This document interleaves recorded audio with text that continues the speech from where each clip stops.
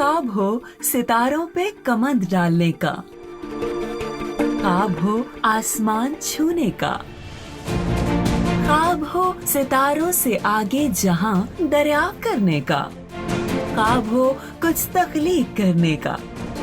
तो unique group of institutions देता है आपके सुनहरे ख्वाबों को ताबीर।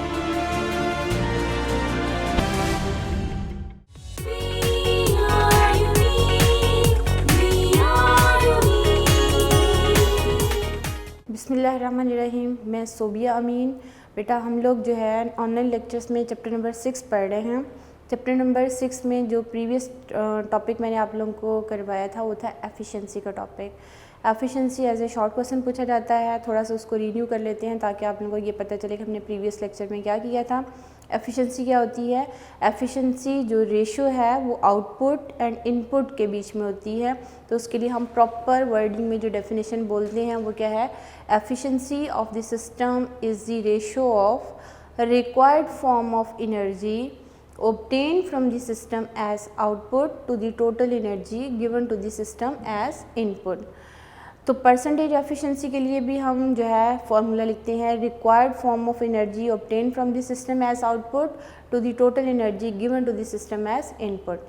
और उसके लिए बाकायदा बहुत सारी एग्जांपल्स दे के आप लोगों को ये चीज़ एक्सप्लेन करने की कोशिश की गई थी कि इनपुट एनर्जी कौन सी होती है एंड आउटपुट एनर्जी कौन सी होती है। इन शॉर्ट यूँ समझ लीजिए कि आउटपुट एंड इनपुट के बीच में जो रेशो होती है वो क्या कहलाती है? एफिशिएंसी कहलाती है। और एफिशिएंसी का कोई यूनिट नहीं होता। क्यों कोई यूनिट नहीं होता? क्योंकि एफिशिएंसी दो सिमिलर क्वांटिटीज़ के बीच में रेशो होती है। तो जब एफिशिएंसी दो सिमिलर क्वांटिटीज़ के बीच में रेशो है तो इट मीन्स कि उसका कोई यूनिट नहीं होगा। और उसके साथ साथ फिर हमने आइडियल सिस्टम के बारे में बात की थी कि आइडियल सिस्टम कौन सा सिस्टम होता है? एक ऐसा सिस्टम जिसकी एफिशिएंसी 100% होती है वो क्या कहलाता है? एक आइडियल सिस्टम कहलाता है। और इसके साथ बेटा हमने कहा कि आइडियल सिस्टम कंस्ट्रक्ट नहीं किया जा सकता। क्यों? क्योंकि कोई भी सिस्टम आइडियल सिस्टम नहीं होता, क्योंकि फ्रिक्शनल फोर्सेस हर जगह होती हैं और फ्रिक्शनल फोर्सेस की वजह से हम आइडियल इस सिस्टम को कंस्ट्रक्ट नहीं कर सकते। और आइडियल सिस्टम की एफिशिएंसी 100% होती है, लेकिन यूनिवर्स में आइडियल सिस्टम एग्जिस्ट नहीं करता। तो यूँ समझ लीजिए कि हमेशा जो है आउटपुट एनर्जी इनपुट की निस्बत क्या होती है? कम होती है। तो किसी भी सिस्टम की एफिशिएंसी कभी भी 100% नहीं हो सकती। ये था बेटा हमारा प्रीवियस टॉपिक से रिलेटेड जो चीज़ें हमने पढ़ी थी। और उसके साथ हमने एक एग्जांपल एफिशिएंसी से रिलेटेड जो है सॉल्व एग्जांपल बुक पे जो है जो कि स्मार्ट सिलेबस का पार्ट है वो की थी। आज हमने पढ़ना है टॉपिक पावर। पावर क्या है? जो कि वर्क से ही रिलेटेड करती है। चलिए इसकी एक सिंपल एग्जांपल हम बात करते हैं बेटा कि रेसिंग कंपटीशन हो रहा है। रेसिंग कंपटीशन में हम एक जैसा टाइम अगर बच्चों को दे रहे हैं और 100 मीटर का हम कह रहे हैं डिस्टेंस आपने कवर करना है, ठीक है। अब उसमें से विनर एक बच्चा होता है। अब विनर क्यों होता है? क्योंकि उसने कम टाइम ड्यूरेशन में वो पूरे का पूरा डिस्टेंस क्या कर लिया? कवर कर लिया। इट मीन्स कि उस पर्सन में, उस स्टूडेंट में वर्क करने की सलाहियत ज़्यादा थी। जिसमें वर्क करने की सलाहियत ज़्यादा होगी तो उसकी पावर भी क्या होगी? ज़्यादा होगी। तो यूँ समझ लीजिए कि पावर कब इंक्रीज़ होती है या किसी भी बॉडी में कब पावर होती है? जब उसमें काम करने की सलाहियत, एबिलिटी टू डू वर्क भी ज़्यादा होगी। क्लियर? तो अब इसकी एक और एग्जांपल में देखिए कि क्लास में टीचर अगर एक स्टूडेंट्स को टास्क देते हैं क्लास में कि आपने ये क्वेश्चन अपनी कॉपीज़ के ऊपर लिखना है 10 मिनट्स में। पूरी क्लास को सेम टास्क दिया जाता है। कुछ बच्चे जो हैं वो उस टास्क को जो टीचर ने टाइम दिया था उससे भी पहले कंप्लीट करके टीचर के पास ले आते हैं। कुछ बच्चे जितना टाइम टीचर ने उनको रिक्वायर्ड दिया था उस टाइम में कंप्लीट करते हैं। और क्लास में एक पूरा ग्रुप है जो कि उस टाइम के बाद तक भी उसको कंप्लीट नहीं कर पाता और वो उसी के साथ जो है बैठा रहता है, बहुत टाइम लेता है उसको कंप्लीट करने के लिए। तो अब 3 कैटेगरीज आ गई। एक वो कैटेगरी जिसने रिक्वायर्ड टाइम से पहले काम करके दिखा दिया। एक वो कैटेगरी है जिसने जितना टाइम उसको रिक्वायर्ड था उस टाइम ड्यूरेशन में उसने किया। तीसरी कौन सी कैटेगरी है बेटा? कि तीसरी कैटेगरी ये है कि जिसने टाइम भी बहुत ज़्यादा ले लिया और काम भी करके नहीं दिया। तो फर्स्ट कैटेगरी की पावर ज़्यादा है, दूसरी कैटेगरी की पावर उससे कम है और थर्ड कैटेगरी की पावर सबसे कम है। तो ये जो एबिलिटी है ना बॉडी की कि विद रिस्पेक्ट टू टाइम उसने कितना काम किया, कि टाइम के लिहाज से किसी भी आदमी की, किसी भी इंसान की, किसी भी बॉडी की, किसी भी सिस्टम की या किसी भी मशीन की जो वर्क करने की सलाहियत होगी विद रिस्पेक्ट टू टाइम, वो क्या कहलाती है, उसकी पावर कहलाती है। फॉर एग्ज़ाम्पल बेटा अगर आपसे कहा जाए कि आपने जो है एक दीवार के अंदर जस्ट मैनुअल हैमर यूज़ करते हुए आपने एक नेल को फिक्स करना है, क्लियर, और एक स्टूडेंट को हमने कहा कि आपने ड्रिल मशीन यूज़ करते हुए इस नेल को फिक्स करना है। अब दोनों को टाइम हमने बता दिया, लेकिन जो मशीन के साथ फिक्स करेगा वो जल्दी कर लेगा। व्हाट इज़ द रीज़न कि मशीन की एफिशिएंसी क्या है, ज़्यादा है, मशीन की काम करने की सलाहियत क्या है, ज़्यादा है as compare to the manual work. तो बहुत सारी ऐसी मशीन्स के इर्द गिर्द हम घिरे हुए हैं जिसमें मशीन्स जो हैं हमारे लिए काम करती हैं और मशीन की जो पावर है as compare to manual power वो क्या है, ज़्यादा है, यानी वो हमें कम टाइम ड्यूरेशन में बहुत सारा काम करके दे देती है। तो इस वजह से हम मशीनों की पावर को समझते हैं कि मशीन हमारे पास टाइम की बचत के लिए हम यूज़ करते हैं। जैसे घरों में अक्सर जो है वॉशिंग मशीन्स यूज़ होती हैं कपड़े वॉश करने के लिए, तो इन दैट केस बेटा वो क्या करती हैं कि वो हमें बहुत सारा काम करके दे देती हैं कम टाइम ड्यूरेशन में। तो हम बोलते हैं कि वहाँ उनकी पावर क्या है, ज़्यादा है। तो यहाँ हम जब बात करेंगे कि पावर क्या है, कि किसी भी मशीन की, किसी भी ऑब्जेक्ट की जो वर्क करने की सलाहियत होगी ना, यूँ समझ लीजिए कि पावर की अगर हम डेफिनेशन बोलते हैं ना, तो पावर क्या है बेटा, it is defined as the rate of doing work. Power is defined as rate of doing work।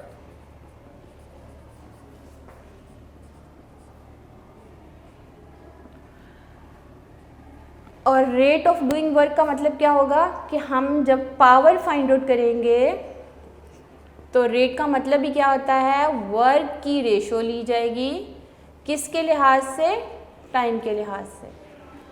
Rate का लफ्ज़ जब हम लिखते हैं बेटा इसका मतलब है कि वर्क की रेशो है विद रिस्पेक्ट टू टाइम। जैसे हमने प्रीवियस चैप्टर्स में कुछ में वेलोसिटी की डेफिनेशन पढ़ी, हमने एक्सेलेरेशन की डेफिनेशन पढ़ी, तो हमने वेलोसिटी में ये कहा था कि rate of change of displacement, यानी displacement with respect to time change होता है तो वेलोसिटी कहलाती है।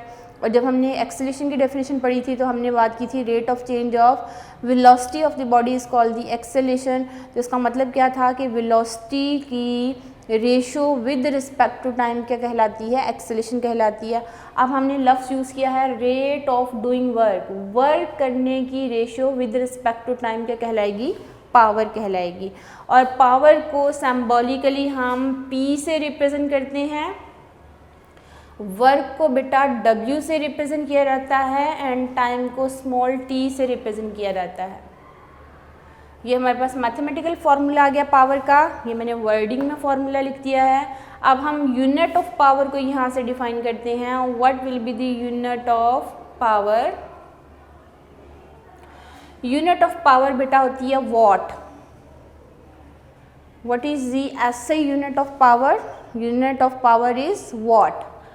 वॉट, 1 वॉट कब पावर होगी, अगर वर्क कितना किया जाए 1 जॉल, और कितने टाइम ड्यूरेशन में, 1 सेकेंड में। तो उस मशीन की, उस ऑब्जेक्ट की, उस चीज़ की जो पावर होगी वो कितने वॉट होगी, 1 वॉट। तो हम बोलते हैं बेटा कि power of the body will be 1 watt if it does work at the rate of 1 joule per second. तो वॉट की डेफिनेशन अगर हम बोलते हैं बेटा, यूनिट ऑफ पावर की जब हम डेफिनेशन लिखेंगे बेटा, unit of power is what, तो इसकी डेफिनेशन हम लिखेंगे बेटा power of the body is, power of the body is 1 what if it does work, if it does work at the rate of 1 joule per second,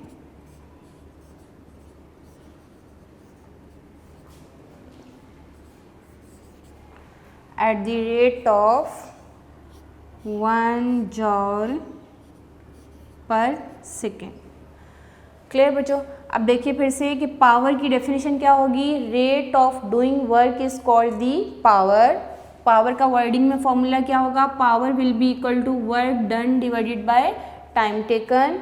power के लिए symbol P use होगा, work के लिए symbol W use होता है बेटा, और time के लिए सिंबल जो है वो स्मॉल t हम यूज़ करते हैं। तो पावर का मैथमेटिकली हम फॉर्मूला लिखेंगे P will be equal to W by T। Unit of power is watt होती है बेटा। 1 वॉट कब पावर होगी, अगर वर्क कितना किया जाए, 1 जॉल कितने टाइम ड्यूरेशन में, 1 सेकेंड में। तो हम पावर की यूनिट की डेफिनेशन को बेटा ऐसे लिखेंगे, unit of power is 1 watt, या power of the body is 1 watt if it does work at the rate of 1 joule per second. तो हम इसके साथ ये भी लिख सकते हैं 1 watt is equal to 1 joule per 1 second, और आप इसको यूँ भी लिख सकते हो watt is equal to joule per second. इस तरह चीज़ें जो है बेटा MCQ में पूछी जा सकती हैं। 1 watt is equal to 1 joule per second, या इस फॉर्म में भी पूछा जा सकता है 1 वॉट किसके इक्वल है, 1 जॉल पर सेकेंड के इक्वल है। तो ये चीज़ें बेटा पावर से रिलेटेड हैं। इसमें शॉर्ट क्वेश्चन जो पूछा जाता है वो क्या है, define power, write its formula and unit. तो आपने डेफिनेशन लिखनी है, power is defined as the rate of doing work, या यूँ भी लिखा जा सकता है rate of doing work is called the power. Power का वर्डिंग में formula power is equal to work divided by time taken. Mathematically power is equal to work divided by time, unit of power is watt. यहाँ तक एक short question बन जाता है। और sometime question आता है डिफाइन यूनिट ऑफ पावर, तो फिर आपने वॉट की डेफिनेशन लिखनी होगी। तो फिर आप लिखोगे unit of power is watt, the power of the body is 1 watt if it does work at the rate of 1 joule per second. और इसके साथ आप ये लिखोगे 1 watt is equal to joule per second. तो बिगर यूनिट ऑफ पावर भी है बेटा, बिगर unit of power, bigger unit of power में बेटा 1 किलोवाट हम यूज़ करते हैं। 1 किलोवाट को हम 1 kW भी लिख सकते हैं, और 1 kW का मतलब 1 किलोवाट, और इसको हम 10 की पावर 3 वॉट भी लिख सकते हैं। एंड 1 मेगावाट जो होता है बेटा, 1 मेगावाट को 1 कैपिटल M एंड W से रिप्रेजेंट भी किया जा सकता है। कैपिटल M का मतलब मेगा एंड W का मतलब क्या होगा, वॉट। और हम इसको 10 की पावर 6 वॉट भी लिख सकते हैं, क्योंकि 10 की पावर 6 किसके इक्वल होता है, मेगा के इक्वल। ये थी बेटा बिगर यूनिट। और उसके बाद 1 हॉर्स पावर, पहले ये कंसीडर किया जाता था कि जो मशीन्स की पावर है वो हॉर्स पावर में मैयर होती है। अभी भी आप मार्केट में कमर्शियल लेवल पे चले जाएं तो फैक्ट्रीज़ में लगने वाली मशीन्स जो हैं उनकी पावर जो है बेटा हॉर्स पावर में मैयर की जाती है। वो वॉट या किलोवाट या मेगावाट की बजाय हम अपनी कमर्शियल लैंग्वेज में जो पावर यूनिट यूज़ करती है मशीन्स के लिए वो हॉर्स पावर। अब बाहर जाके देखोगे तो अक्सर आप लोगों को फील होता है कि आम दुकानदार जो है वो एक मशीन की पावर को हॉर्स पावर में मैयर करके बताता है। वो कहता है आपको 1.5 हॉर्स पावर की मोटर चाहिए, या आपको 1 हॉर्स पावर की मोटर चाहिए, या आपको 2 हॉर्स पावर की मोटर चाहिए। तो इस तरह वो आपको मेजरमेंट करके बताते हैं। तो 1 हॉर्स पावर होता है बेटा 746 वॉट के इक्वल। ये बड़ा एक फेमस MCQ पूछ लिया जाता है कि 1 हॉर्स पावर किसके इक्वल है, 746 वॉट के इक्वल है। तो ये सारी चीज़ें ऐसे MCQ हैं बेटा। Define power, write its formula and unit एक शॉर्ट बनता है। डिफाइन यूनिट ऑफ पावर एक अलग से शॉर्ट बन सकता है। What are the bigger unit of power ये अलग से शॉर्ट बन सकता है। और ये चीज़ अक्सर MCQ में पूछी जाती है 1 horse power is equal to how many watt. तो 1 horse power is equal to 746 watt. Clear बच्चों, ये हमारे पास चीज़ें हैं पावर से रिलेटेड। ये भी एज ए शॉर्ट क्वेश्चन है। अगर आप पूरे चैप्टर देखें तो इस चैप्टर में हमने जो टॉपिक पढ़े हैं ना, इसमें एनर्जी का topic as a short question आता है, काइनेटिक एनर्जी का question as a long question आता है, पोटेंशियल एनर्जी से रिलेटेड जो क्वेश्चन शॉर्ट भी पूछे जा सकते हैं, लॉन्ग भी आ सकता है। अक्सर तो वहाँ क्वेश्चन आता है differentiate between elastic potential energy and gravitational potential energy, या फिर define potential energy, right it's kind and derive the formula for the potential energy. तो फिर बेटा आपने पोटेंशियल एनर्जी की डेफिनेशन लिखनी होगी, इसकी एग्जांपल्स लिखनी होगी। टाइप्स ऑफ पोटेंशियल एनर्जी लिखिए, 2 टाइप्स लिखिए, जिसमें gravitational potential energy, elastic potential energy, फिर 1 बाय 1 दोनों की डेफिनेशन लिखिए, दोनों की एग्जांपल साथ लिखिए, फिर एक्सप्लेनेशन की हेडिंग दे के जो पोटेंशियल एनर्जी का फॉर्मूला है P.E = mgh, तो वो आप पूरा जो है उसको डिराइव करेंगे तो ये एक लॉन्ग क्वेश्चन बन सकता है। उसके बाद बेटा जो इस चैप्टर में हमने पढ़ा वो क्या था, एफिशिएंसी का topic as a short question अक्सर पूछा जाता है। पावर वाला टॉपिक भी एज ए शॉर्ट क्वेश्चन पूछा जाता है। चैप्टर आप लोगों का कंप्लीट है। तो यहाँ तक आप लोगों का कंप्लीट 6 चैप्टर है, ज़्यादा टॉपिक्स नहीं है, इसमें से काफ़ी एक्सक्लूड कर दिया गया स्मार्ट सिलेबस में। तो ये चैप्टर कंप्लीट हो गया। इससे रिलेटेड यानी पावर से रिलेटेड जो एग्जांपल है मैं अभी आप लोगों को करवा रही हूँ, तो इसको हम देखते हैं बेटा। पावर से रिलेटेड हमारे पास जो एग्जाम्पल स्मार्ट सिलेबस का हिस्सा है वो एग्ज़ाम्पल हम करते हैं बेटा। ओके, एग्जाम्पल हम 6.2, 6.3 साथ ही कर चुके हैं। 6.5 मैंने एफिशिएंसी के साथ करवा दी। अब जो आपके स्मार्ट सिलेबस का पार्ट है ना पावर से रिलेटेड एग्जाम्पल, वो है बेटा 6.7, तो वो मैं आपको करवा रही हूँ। इसमें जो चीज़ें लर्न करने वाली हैं बेटा, फॉर्मूला है power = work divided by time taken, और यहाँ पे 1 हॉर्स पावर कितने वॉट की इक्वल होती है, 746 वॉट। ये चीज़ें आपको लर्न होनी चाहिए क्योंकि आगे न्यूमेरिकल्स में ये काम आएंगे। ओके बेटा, अब हम एग्जाम्पल करते हैं इससे रिलेटेड।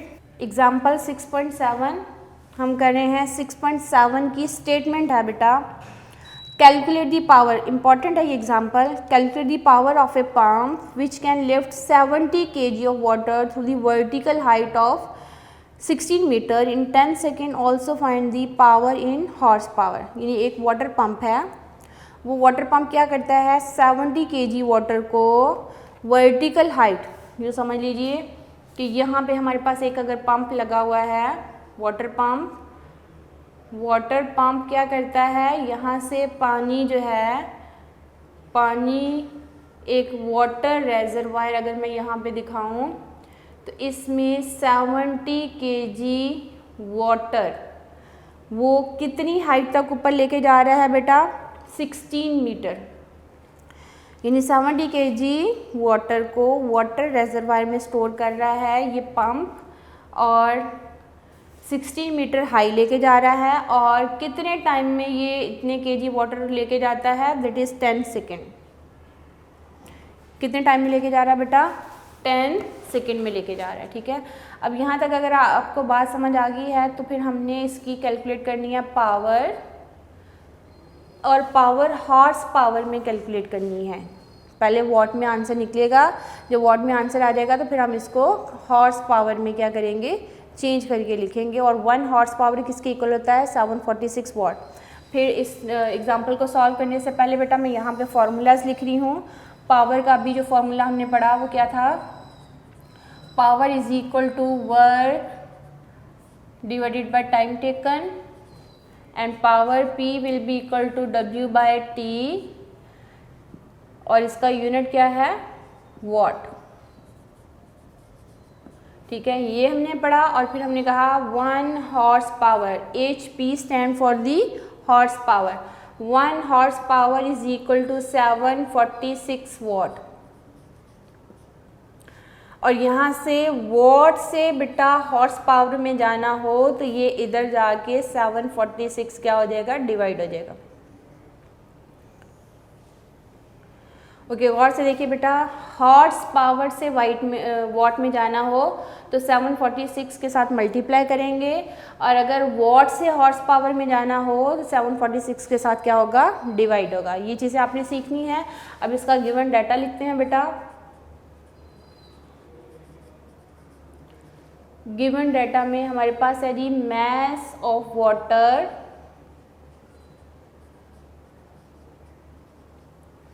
उसको मैं m से रिप्रेजेंट कर रही हूँ बेटा, वो है 70 kg। और उसके बाद वर्टिकल हाइट कितनी है, 16 मीटर। वर्टिकल हाइट जो है बेटा उसको मैं h से रिप्रेजेंट कर रही हूँ, वो है 16 मीटर। और टाइम ड्यूरेशन कितना है,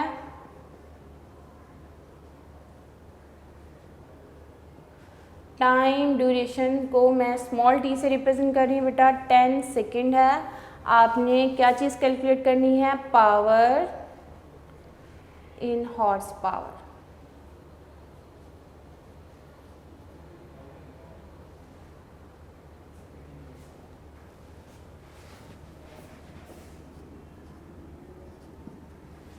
ये आपने कैलकुलेट करनी है। ओके, अब हमें पता है बेटा कि पावर के लिए सबसे पहले तो आपको वर्क का पता होना चाहिए। वर्क क्या है, work is equal to force multiply by distance. और यहाँ पे डिस्टेंस जो है वो क्या है, हाइट है। डिस्टेंस जो है वो किस में चेंज होगा, हाइट में चेंज होगा। आप बहुत तरह से इसको कर सकते हो, या तो आप डायरेक्टली फार्मूलाज में पुट कर लीजिए, या आप वर्क को अलग से कैलकुलेट करके आप उसको सॉल्व कर सकते हो।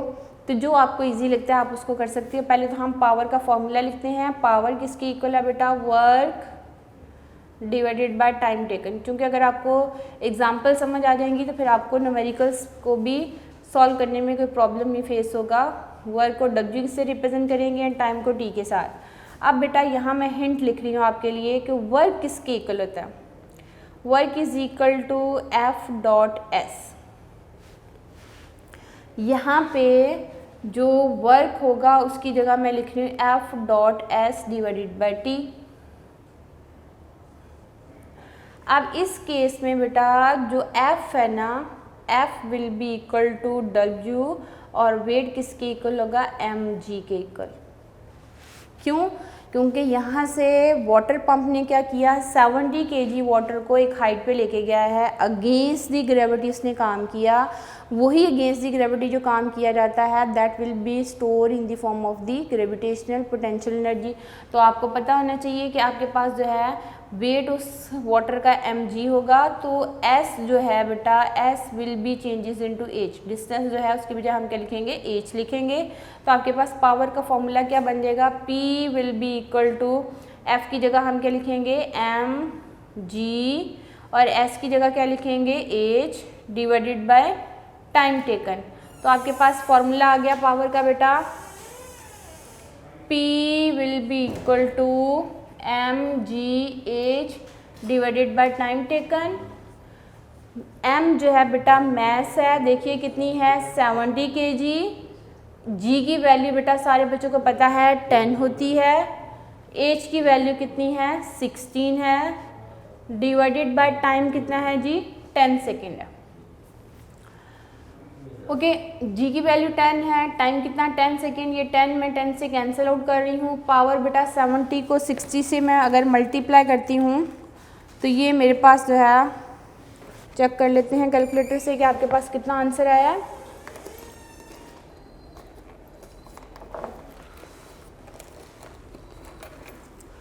ओके, 70 को बेटा 16 से मल्टीप्लाई करना है, यार 1120 वॉट। ये बेटा आंसर किस में है, वॉट में। लेकिन हमने इसको किस में निकालना है, हॉर्स पावर में। हमें क्वेश्चन में ये बात बता दी हुई है कि आपने पावर इसकी किस में निकालनी है, वाटर पंप की हॉर्स पावर में निकालनी है बेटा। तो आपको यहाँ मैंने कन्वर्जन अभी बताई है, 1 हॉर्स पावर 746 वॉट की इक्वल होता है, और 1 वॉट किसकी इक्वल होता है, 1 डिवाइडेड बाय 746। तो वॉट से हॉर्स पावर में जाना है तो 746 पे क्या करना पड़ेगा, डिवाइड करना पड़ेगा। तो अब यहाँ पे मैं हिंट लिख रही हूँ, ये मैं हिंट लिख रही हूँ बेटा, 1 watt will be equal to 1 divided by 746 horse power.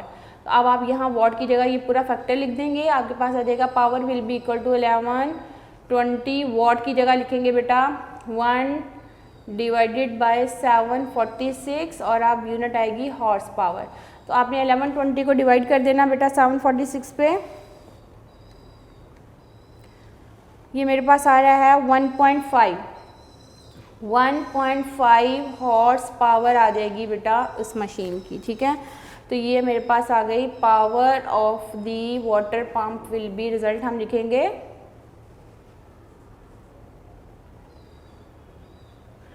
Power of water pump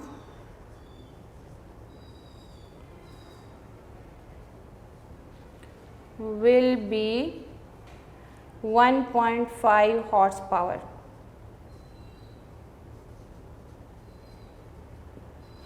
okay, फिर से इसको थोड़ा देख लीजिए बेटा, इंपॉर्टेंट है एग्जाम्पल। क्वेश्चन की स्टेटमेंट पढ़ लिया करें, अगर न्यूमेरिकल आप लोगों को प्रॉब्लम करता है तो स्टेटमेंट को एक दो दफ़ा पढ़ लिया करें, तो फिर आपको आइडिया हो जाएगा कि आपने क्या करना है। स्टेटमेंट बेटा क्वेश्चन की ये थी, calculate the power of the pump which can lift 70 kg of water through the vertical height of 16 metre in 10 second, also find the power of the power in horse power. ये 2017 में board में question आ चुका है बेटा। ये हमें mass of water दी हुई है 70 kg, गिवन डाटा में हाइट कितनी है 16 मीटर। यूँ समझ लीजिए कि ये अगर वाटर पंप है, यहाँ से वो 70 kg वाटर इस रेजरवायर में वाटर टैंकर में स्टोर कर रहा है, 16 मीटर हाइट पे लेके जा रहा है, और कितना टाइम लगता है 10 सेकेंड। यानी ये वाटर पंप 10 सेकेंड के लिए हम चला रहे हैं, 70 kg को हम इस वाटर रेजरवायर में स्टोर कर रहे हैं। आपने पावर कैलकुलेट करनी है, तो आपके पास आ जाएगा mass of water 70 kg, vertical height उसकी कितनी है 16 मीटर, टाइम ड्यूरेशन कितना है 10 second, power in horse power calculate करनी है, तो power will be equal to work done divided by time taken. तो ये आ जाएगा power will be equal to work over time. तो वर्क किसके इक्वल होता है बेटा, एफ एस की इक्वल, तो मैंने डब्ल्यू की जगह लिख दिया एफ एस। ये डब्ल्यू वेट को नहीं बल्कि वर्क को रिप्रेजेंट करता है बेटा, इसलिए यहाँ मैंने वर्डिंग में भी लिखा है। अक्सर बच्चे इसको जो है गलत कंसिडर कर लेते हैं। यहाँ वर्क W से रिप्रेजेंट हुआ है, वर्क का फॉर्मूला होता है एफ एस, वो मैंने लिख दिया बेटा। और उसके बाद एफ एस यहाँ पे फोर्स जो होगी वो वेट के इक्वल होगी, और वेट किसके इक्वल होगा, एम जी के इक्वल। तो मैंने एफ की जगह एम जी पुट कर दिया, और एस विल बी, यानी जो डिस्टेंस है वो हाइट में चेंज हो गया, तो एस की बजाय क्या लिख देंगे, एच लिख देंगे, डिवाइडेड बाय टाइम टेकन। तो हमारे पास M G H divided by time taken आ जाएगा पावर के लिए। तो उसके बाद आप इसमें वैल्यूज पुट कीजिए, मैस है 70, जी की वैल्यू 10 होती है अर्थ की सरफेस के ऊपर, हाइट 16 है, 10 पे कैंसिल आउट हो गए, 70 को 16 से मल्टीप्लाई करोगे तो 1120 वॉट आपके पास आ जाएगा। अब वॉट को चेंज करना है हॉर्स पावर में, तो 1 what 1 divided by 746 horse power की इक्वल होती है बेटा। तो हमने वॉट की जगह लिख देना है 1 डिवाइडेड बाय 746 हॉर्स पावर, ये लिख दिया, और 120 को 746 पे डिवाइड करेंगे तो इसकी वाटर पंप की पावर कितनी आएगी, 1.5 हॉर्स पावर जो है उसकी मशीन की जो है हॉर्स पावर में पावर जो है हम कैलकुलेट करके बता चुके हैं इसकी। तो ये था बेटा एग्जांपल 6.7 जो कि इससे पावर के टॉपिक से रिलेटेड थी, हमने कर ली है। चैप्टर आप लोगों का ये कंप्लीट हो चुका है। अब हम एक्सरसाइज पे आते हैं। एक्सरसाइज के भी कुछ एमसीक्यूज़ हमने करने होते हैं और कुछ एमसीक्यूज़ हमने नहीं करने होते।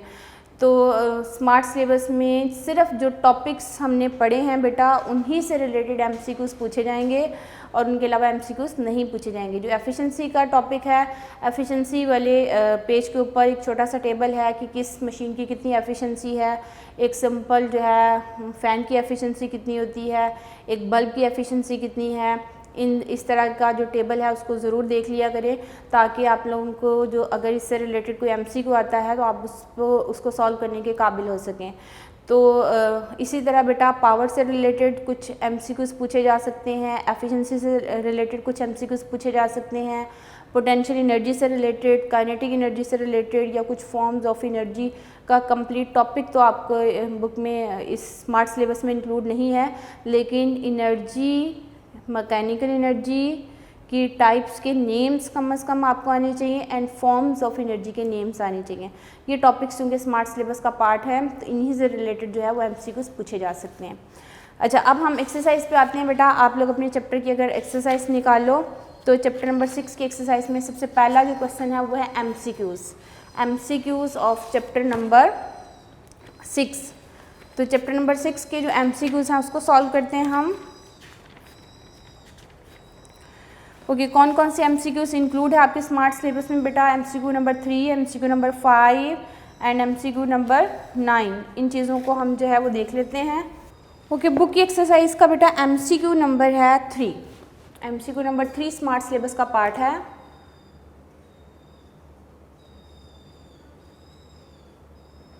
एमसीक्यू नंबर 3 में वो कह रहा है if the velocity of the body becomes double then its kinetic energy will become।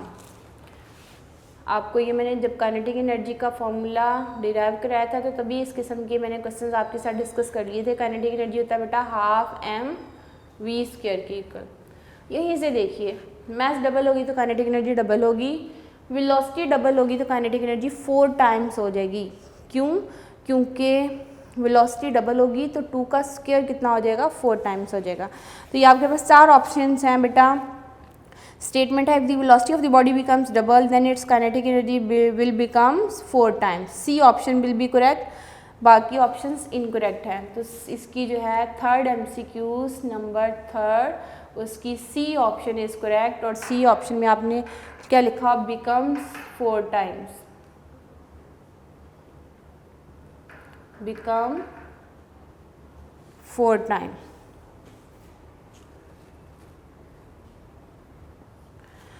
Okay अब इसी से रिलेटेड एमसीक्यू नंबर 5 बेटा स्मार्ट सिलेबस का पार्ट है। वो कहता है kinetic energy of the body of mass 2 kg। इसका मैं सोल्यूशन यहाँ कर रही हूँ। मास है बेटा वो कह रहा है 2 kg एंड काइनेटिक एनर्जी उसकी है बेटा 25 जॉल। आपने बतानी है वेलोसिटी। तो यहाँ से आप फॉर्मूला लगाइए। Kinetic energy will be equal to 1/2 mv²। Kinetic energy की जगह लिखिए 25, 1/2 मास है बेटा 2 एंड v², 2 से cancel out and v² will be equal to 25। दोनों साइडों पे स्क्वायर करोगे तो आपके पास 5 मीटर पर सेकेंड आ जाएगी उसकी वेलोसिटी। ठीक है, तो ये आपके पास कौन सी ऑप्शन देखिए, ए ऑप्शन ठीक है इसकी। और ए ऑप्शन में 5 मीटर पर सेकेंड जो है वो इसका आंसर होगा। ये मैंने इसका सोल्यूशन जो है लिख दिया। कम से कम इस किस्म के जो क्वेश्चंस हैं हमेशा सॉल्व करके जो है वो आप इसको टिक किया करें। ये बड़ा इंपॉर्टेंट एमसीक्यू है, कई दफ़ा आ चुका है 2018 के पेपर में, 2019 के पेपर में। ठीक है, उसके बाद एमसीक्यू नंबर 9 जो है वो इंक्लूड है सिलेबस में। तो energy store in the dam, dam में जो एनर्जी स्टोर होती है बेटा वो potential energy. B option is correct, it means कि पोटेंशियल एनर्जी।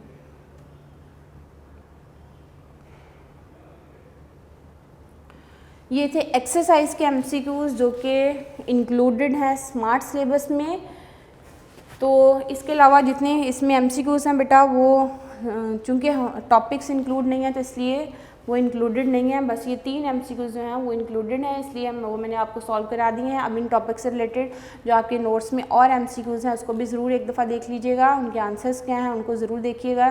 जो टॉपिक से रिलेटेड हैं, जो टॉपिक इंक्लूड स्मार्ट सिलेबस का पार्ट नहीं है उससे रिलेटेड कोई भी एमसीक्यू नहीं आएगा।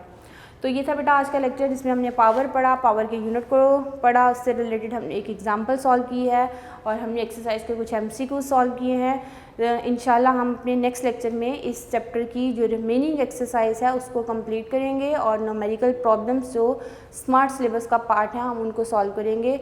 आप इसको ज़रूर लर्न करके कॉपीज़ के ऊपर लिख के देखिए इंशाल्लाह और अपना ख्याल रखिए। तब तक के लिए अल्लाह हाफ़िज़।